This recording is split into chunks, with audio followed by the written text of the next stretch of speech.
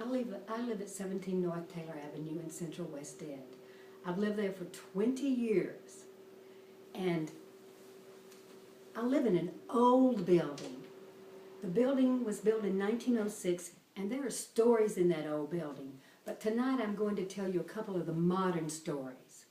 There are only 6 of us that live in this condo association, and you would think that we can all get along. Most of the time we do, but there's this one guy, and his name is Jake. He moved in with his girlfriend upstairs. He didn't have a job, but Jake could sit on his balcony and tell us everything that was wrong with our condo association. We needed to pave the driveway again. We needed to put up a different fence. We needed to have a garden. Well, we're not a very rich association, but we decided we could have a brand new fence. And the fence was only going to cost us $500. Jake went out and found somebody that could put one in for $500. And there was nothing wrong with our old fence. It just didn't match the neighbor's fence. So when they put in the new one, their fence was like this, and our fence was here, and so it didn't meet. And the guy across the hall, he decided that it wasn't pretty enough. So he went back and they redid the fence again. And this time the fence met like this. But down here on the ground, our fence only came to here. So there was this much space between our fence and the ground. And again, that one wasn't pretty. So Jake went out and got some rocks. He got them out here at the county on an embankment. And he said that he had sticky fingers when he got them. He made a garden on each side with those rocks, and he planted flowers there. And it did look nice. Then the rains came. And one Thanksgiving morning, there was a knock on my door, and this guy from below me said, "Shirley, I got out of the bed this morning and stepped on the carpet, and it went whoosh.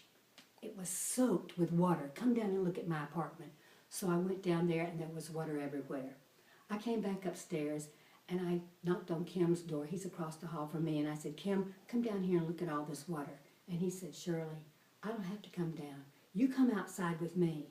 And he took me outside to the side yard, and he said, "I came in last night at midnight, and there was a pool of water there.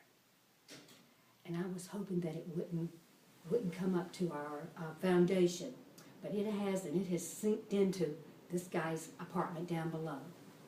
It cost us $4,000 to get that apartment aired out with all those great big fans that dry out his carpet and everything. And I think that Jake would still be living here and still be talking to us, but he decided to put in a garden. And everything would have been okay then, but he left the water hose running all night long, and that water went right back down to the apartment below me. And this was a young man, and his dad was in real estate. And his dad came out and demanded that we pull the soil away from the foundation and do whatever you have to do to secure the limestone. We did that, and it cost us $5,000. Then I still think Jake would be here talking with us today. But one day his water heater broke, and the water came down from his apartment down to my utility room and the one below me. Well, I had a voicemail at work telling me that this had happened, but by the time that I got home, Jake had taken pictures of his water heater and where the gasket had broken and sent it to Kansas City to his insurance company. And his insurance company said they don't have to pay because, guess what? Jake wasn't negligent. So our own insurance companies had to pay for our damage. I think that Jake still would be at our house and still be talking with us, but one day the neighbor across the hall, and she's a very short woman, she can hardly see over a steering wheel. She was pulling in the driveway. The driveway has a slope, and Jake's dog was out there. And she ran over the dog and broke the dog's hip. Jake was really angry with all of us for that. And he wanted her to pay the $2,000 vet bill.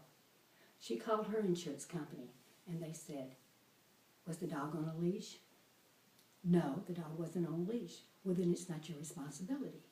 But she said, I'm paying $1,000 to him just to keep the peace in the apartments. But after that, Jake was so mad, and he would not even speak to us if he saw us on the sidewalk. And a couple of weeks later, he and his girlfriend moved out to the county. So we haven't seen them since. But we're still a poor association as far as finances go. Thank you.